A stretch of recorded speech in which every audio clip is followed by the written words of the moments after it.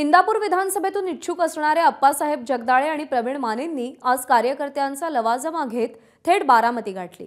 पक्षातून 6 जण इच्छुक आहेत आणि त्यापैकी कोणालाही उमेदवारी द्या, पण आयात उमेदवार नको असा सूर कार्यकर्त्यांसह इच्छुकांनी शरद पवारांसमोर धरला। याचा आढावा आमच्या प्रतिनिधींनी घेतलाय, आपण पाहूया।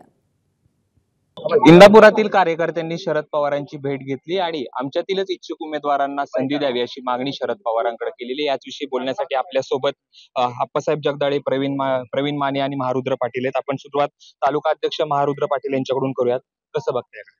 आपण बारामती लोकसभा मतदारसंघातून आदरणीय सुप्रियाताई सुळे ह्या ज्यावेळेस उभ्या होत्या त्यावेळेस या आजी आणि माजी जे इंदापूर तालुक्याचे लोकप्रतिनिधी होते त्यांनी ताईंच्या विरोधात काम केलं।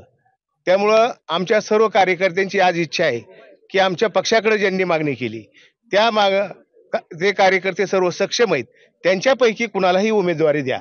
इंदापूर तालुक्यामध्ये विषय अनेक आहेत, फक्त रस्ते हाच विषय नाहीये। तालुक्यामध्ये विषय मेन पाण्याच्या प्रश्नाचा आहे, त्यानंतर खडकवासल्याचा प्रश्न आहे। असे अनेक प्रश्न आहेत की जेणेकरून त्या माध्यमातून आम्हाला सोडवण्याची संधी या तालुक्यातील जनतेने द्यावी। काल पक्षाचे तालुक्याचे अध्यक्ष, कार्याध्यक्ष व सगळीच या ठिकाणी पदाधिकारी आणि सगळ्यांची मनामध्ये 15 दिवसापासून एक खदखद होती की आपण ती खदखद या ठिकाणी साहेबांसमोर मांडू।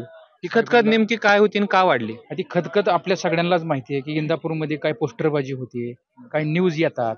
ह्या न्यूजमुळं लोक या ठिकाणी ते नाराज झालेले, त्यांच्या मनामध्ये या ठिकाणी प्रश्नचिन्ह या ठिकाणी उभं राहिलं होतं।